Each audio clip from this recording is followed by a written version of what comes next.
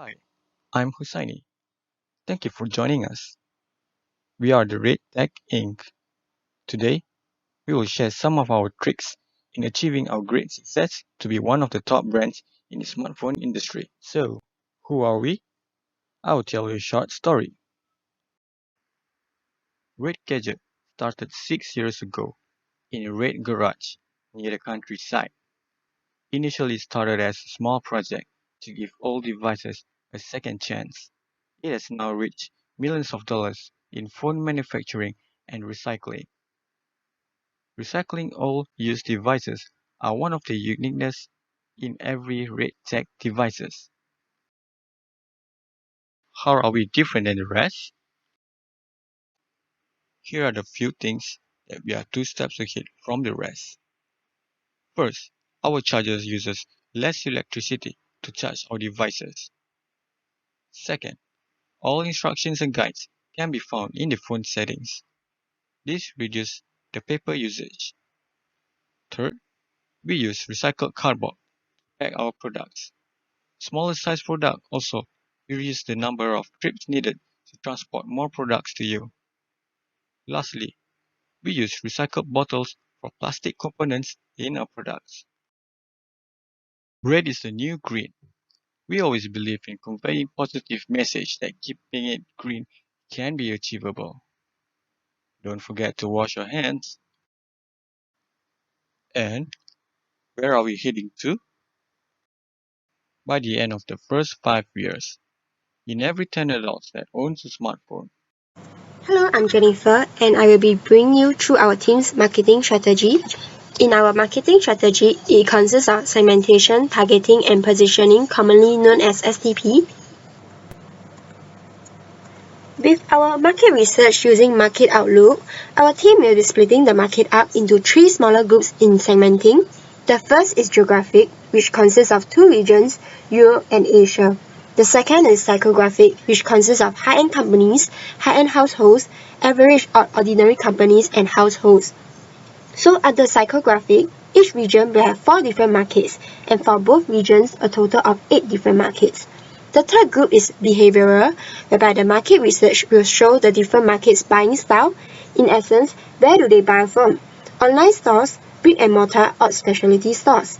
Through research, high-end households purchase their phones mainly from online stores, whereas high-end companies purchase mainly from specialty stores. Further introduction to these points will be mentioned later. All this is our segmentation approach.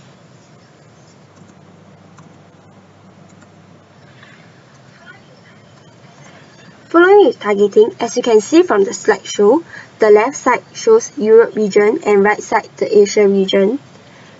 With our market research, it is evident that the high-end segments of both companies and households take up of more than 80% of the market in both Europe and Asia. As such, we have decided to target high-end companies and high-end households in both Europe and Asia region.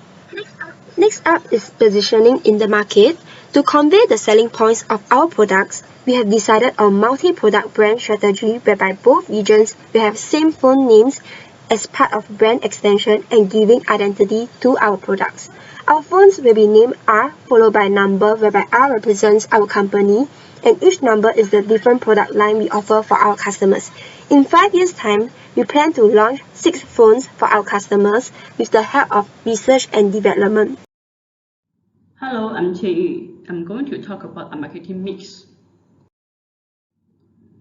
I will talking about the 4Ps: product, price, place, which is channel investment is in this presentation, and promotion, which reflects on the advertising. We are going to launch 2 models. R1 is targeted to the high-end household in both Europe and Asia market. R2 is targeted to the high-end company in both markets. The design and features are based on the preference of the market research. According to the market research, Avanga is popular in both Europe and Asia high markets. With only 2 products launched, we can save production costs initially. To the market preference research, high-end household prefer extra memory and premier camera, but security is the most important for company markets. The screen to body ratio is positive correlated to demand. Higher the volume, higher sales will be achieved. Battery life in high-end company market is positively related, but in high-end household, they care design and features more than battery life, so we can save the cost on high-end household. According to the market research, high-end company is not so sensitive to the price. They care the features and designs more than price, so we can standardize the R2. But for high-end household in European market, they care price. Lower the price will bring more sales, so the price for R1 in Europe is 459, which is 30 less than Asia.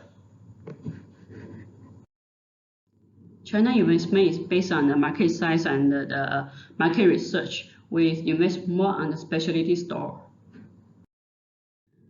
The advertising strategy is basically based on the market size and preference. The amount in Europe is 2 million and in Asia is 500,000, which is because the market size of Europe is 4 times of Asia. Optimization. So, what is optimization and its purpose in our own records? One of the simplest definitions for optimization is doing the most with the least. We define optimization as the process of finding the most effective or favorable value or condition to actually max out on our product and, of course, on the revenue portions. The purpose of optimization to us is actually to achieve the best result relative to a set of priority criteria that we have actually set out for. So with that, we actually came up with 5 key metrics in order for us to achieve maximum optimization. So the first would be a steady revenue growth year by year. This being said, of course, revenue is the key metric of which we will use to determine or measure our financial performance, which is usually generated by the sales of our product minus the cost of returns. Of course, obviously, the earning the highest amount of revenue possible is ideal, but the matrix that's more indicative of our business financial performance is, of course, year by year revenue growth. Currently, our business situation is completely different as compared to our competitors, despite containing for the similar market segment.